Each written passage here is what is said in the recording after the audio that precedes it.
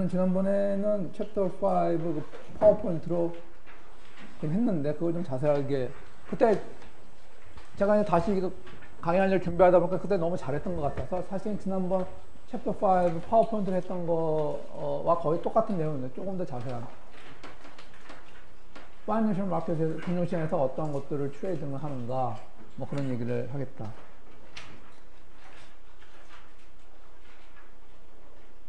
일단 시장은 거래소 시장과 장외 시장으로 나눠진다.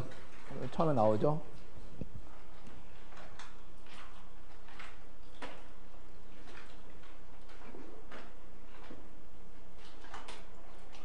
뭐 시장에 예를 들었어요. 뉴욕 스탁 익스체인지나 시카고 머켄타일 익스체인지, 시카고 보드 오브 트레이드, 옵션 트레이드, 보드 옵션 익스체인지. 뭐 이쪽은 주로 이제 파생 상품이 많이 거래되는 곳이고 여기는 뉴욕 스탁 익스체인지, 여기는 이제 주식들이 많이 거래되는 곳이다.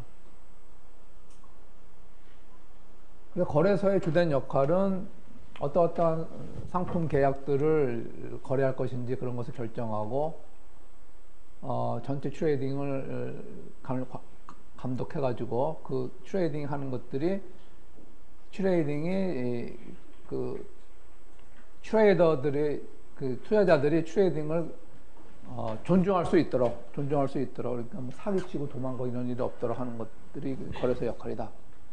대부분은 이제 점점 더 일렉트로닉 트레이딩을 하고 있죠. 우리나라는 지금 100% 일렉트로닉 트레이딩이죠. 채권은 모르겠어요. 채권 시장 어떻게 되는지 모르겠지만 여러분 가끔 뭐 뉴욕 스탁 익스체인지 보면 사람들이 막 소리 지르고 이런 거 보이죠. 그건 아웃크라이 시장이라도 그거는 이렇게 전자적으로 하는 게 아니고 우리가 하는 우리 주식 투자 같은 거는 트레이딩 시스템을 이용해서 다 인터넷으로 하는 그런 트레이딩이 되겠죠. 한국에는 약간 생소한 얘기지만 마켓 메이커라는 얘기가 그런 말이 자주 등장합니다. 어떤 경우에는 그 마켓 메이커들에 의해서 거래가 원활히 이루어진다. 마켓 메이커는 무슨 얘기인가? 시장을 만드는 사람. 우리 말로 하면 시장 조성자예요. 시장 조성자. 그게 무슨 뜻인가 하면 어떤 그 거래가 있을 적에 언제든지 자기는 거래 상대방이 될 수 있다. 사고도 쉽고 언제든지 살 수도 있고 팔 수도 있다. 예를 들면 여러분들이 달러를 사거나 팔기를 원한다면 은행에 가면 그 두 가지를 다 할 수 있고 은행이 항상 그 두 가지 역할을 다 해주죠. 이런 사람들을 이런 경우를 마켓 메이커라고 합니다.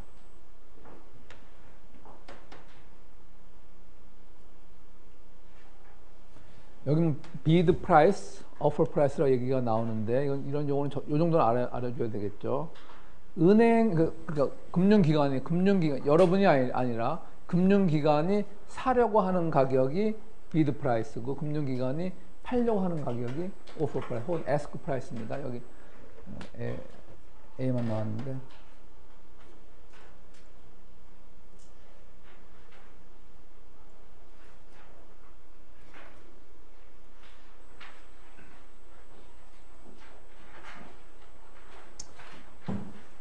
장외시장에서는 채권, 주식보다는 채권, 외환, 파생상품, 다양한 파생상품들이 거래되고 있는데 보통 은행이 장외시장에서 굉장히 주된 플레이어다.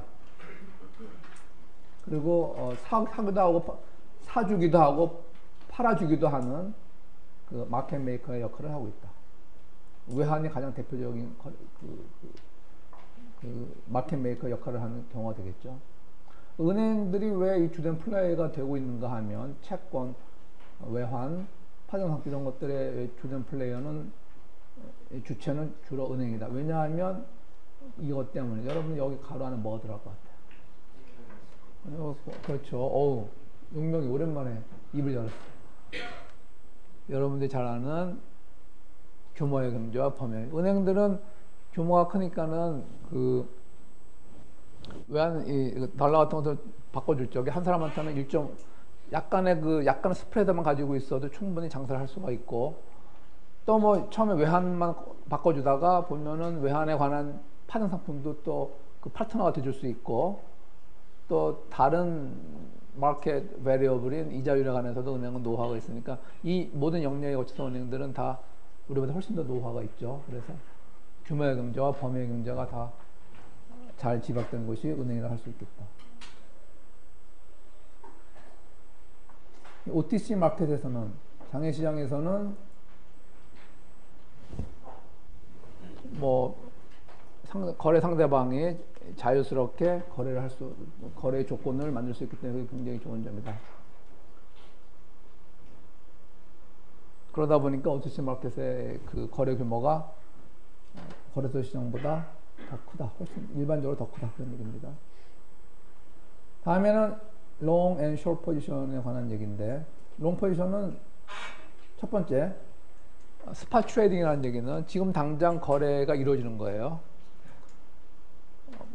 그런데 이제 그렇지 않고 스팟 트레이딩의 반대가 뭐예요? 스팟 트레이드의 반대가 뭐예요? 포워드 트레이드. 자, 스팟 트레이드 중에서도 특별한 포지션이 있는데, 예를 들면 숏세일 같은 것을 생각해 볼 수가 있다. 숏세일은 지난번에 우리 파워포인트에서 했지만 여러분들이 가지고 있지 않은 것을 파는 거예요. 그것을 영어로 그 자산을 쇼팅 한다고 표현합니다. 어떤 식으로 하는가 하면 증권회사를 통해서 자기가 없는 주식을 빌려서 이제 파는 거예요. 나중에 다시 갚아줘야 되겠죠. 어느 시점인가 다시 갚아줘야 된다. 그때는 다시 갚아주면서 이제 숏세일이 이제 완료가 되는 거죠. 그 숏세일 포지션이 이제 끝난다. 다시 사서 갚아줌으로써.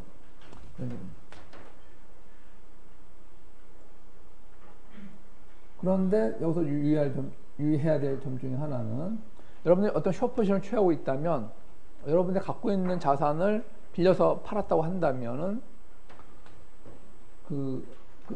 먼저 팔고 나중에 사서 갚아주는데, 그 사이에 발생한 모든 수익, 그 자산을 가지고 있었다라면 발생한 모든 수익에 대해서 여러분들이 보상을 해줘야 돼요. 보상을.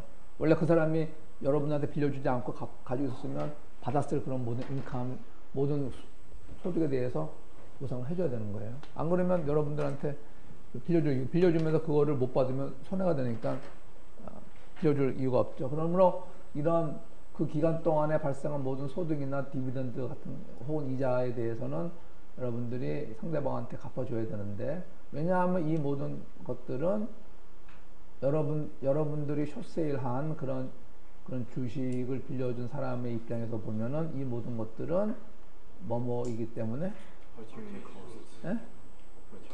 기회비용. 이걸 시험에서 맞춰야 됩니다. 이걸 시험에서.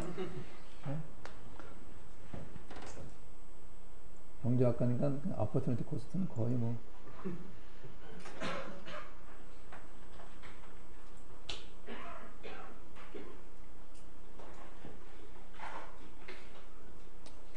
숏세일은 이렇게도 얘기할 수가 있다. 숏세일이 좀 이상하죠. 먼저 팔고 나중에 사는 거예요. 그러니까 좀 작게 나왔지만, 뭐 어려운 건 숏세일이라는 거, 숏세일이라고 하는 것도 또 결국은 뭔데, 이거는 그 캐시플로우의 무엇이 서로 거꾸로 되는 경우다. 보통 뭐 너무 어려워요? 시험에 나올 수 있는 이런 게 시험에 나온다고 생각하고 자꾸 이런 걸 맞춰봐야지. 숏세일이라는 것은 결국은 뭔데, 여기 N이 나왔으니까 여기 약간의 힌트가 있는 거예요. 약간의 힌트가 있는 거고. 그런데 결국은 캐시플로우의 무엇이 서로 바꾸어진, 서로 역으로 이루어진 그런 무엇이다. 너무 어려워요. 트라이 한번 해봐봐. 마치 시험이라고 생각해보고. 숏세일도 일종의 투자, 인베스트먼트. 숏세일도 일종의 투자예요. 보통 투자하면은 숏세일도 일종의 투자 행위인데, 이 투자 행위에서는 캐시플로우의 무엇이 서로 바꿔졌다? 캐시플로우의 뭐가 바꿔진 경우다. 디렉션이 아니라 디렉션, 방향이. 처음에 보통 투자는 자기 돈이 먼저 나가고 캐시 아웃플로우가 먼저 나가고 나중에 그 투자의 그 보상을 받게 되는데, 숏세일은 돈을 먼저 받아요. 먼저 팔았으니까 돈을 먼저 받고 나중에 사가지고 갚아줘야 되니까 돈이 나중에 나가니까 캐시플로우의 디렉션이 일반적인 투자에 비해서는 역으로 되는 그런 경우가 되겠죠. CFA 공부를 잘못하면 이 디렉션이 듀레이션이라고. 아까 듀레이션이라는가 그니가? 듀레이션? 듀레이션? 뻑 하면 걸핏하면 듀레이션. 농담이고.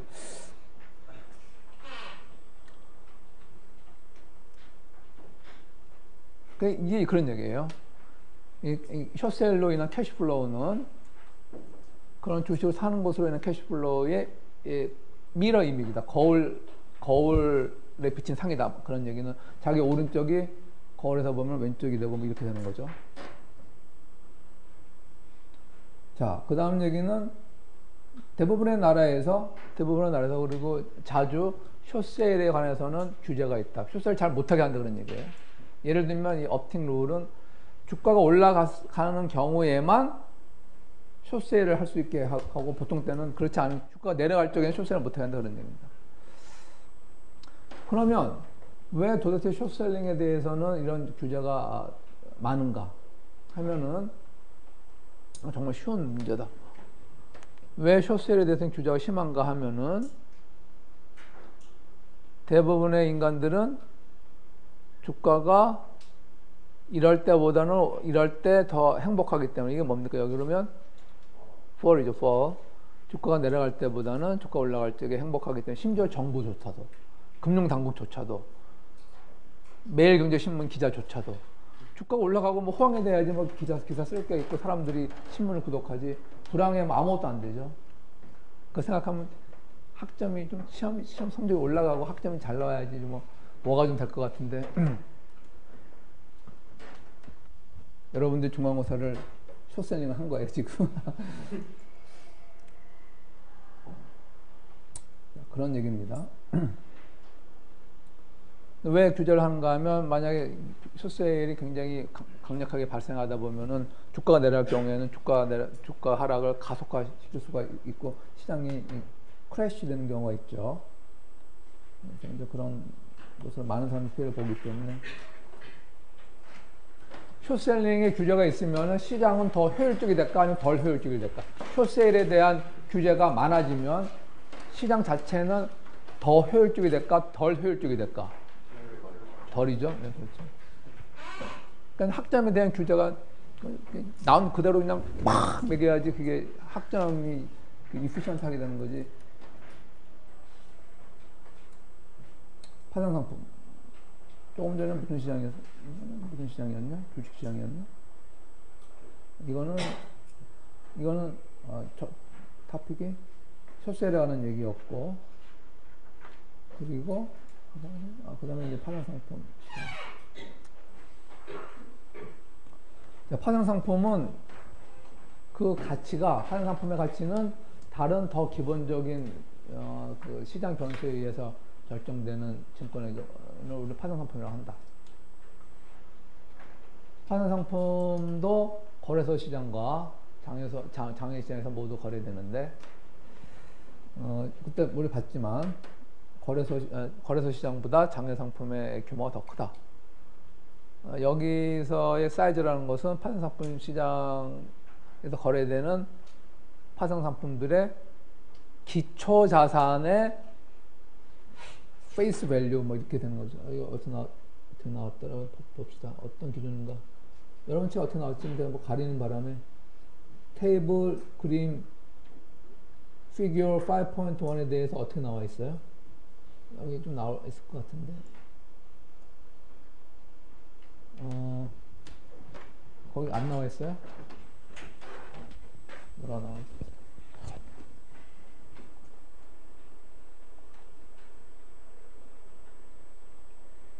오케이.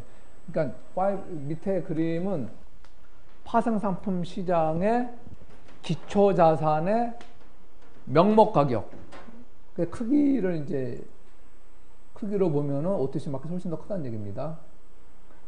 자, 그럼 명목 가격이 뭐냐? 자, 파생상품 시장의 기초 자산이라는 얘기는 주식 옵션에 대해서는 이게 옵션이라는 파생상품이지만 그것의 가치는 주식 가격에서 파생하기 때문에 그 주식의 가치로 우리는 파생상품 시장이 어떻게 더 큰가 보겠다 그런 얘기고, 주식은 마켓 밸류가 거의 유일한 정보지만 채권이나 다른 것들은 수합이나 이런 것들은 마켓 밸류뿐만이 아니라 명목 가치가 따로 있는데 명목 가치를 중심으로 사이즈를 보니까 OTC 마켓이 더 크다 그런 얘기입니다. 그러면 노셔널 어마운트 혹은 페이스 밸류라고 하는 노셔널 어마운트라는 얘기는 무슨 뜻인가? 이것을 알기 위해서는 마켓 밸류와 어떤 차이가 있는 걸 보면 아는데, 예를 들면 여러분들이 어떤 채권을 사기로 했어요. 그 채권은 이거 약간 표현이 이상해졌는데, 그 채권은 뭐 1년 뒤에 $1,000를 아니 페이스 밸류 채권의 그 액면가가 $1,000인 어떤 채권인데, 이 $1,000는 지금 당장 받는 게 아니라 뭐 한 달 뒤 만기 때 받는 금액이죠. 그러므로 지금 현재는 $1,000보다 좀 낮은데 지금 현재는 $990 거래되고 있다. 그러면 $990는 마켓 밸류고 $1,000는 노셔널 어마운트다. 그러므로 페이스 밸류 혹은 노셔널 어마운트라고 하면은 이거는 정해져 있는 거예요. 이거는 상수예요, 상수. 마켓 밸류는 그때그때 시장 상황에 따라 틀린 거죠. 그러니까 마켓 밸류로 하면은, 만약 이것을 마켓 밸류 한다 그러면 그때 이 시점에서 마켓 밸류 해야 되니까 측정하는 데 어려움이 있겠고, 페이스 밸류는 굉장히 객관적인 거니까 바로 할 수 있는 거죠. 바로 활용할 수 있는 거죠.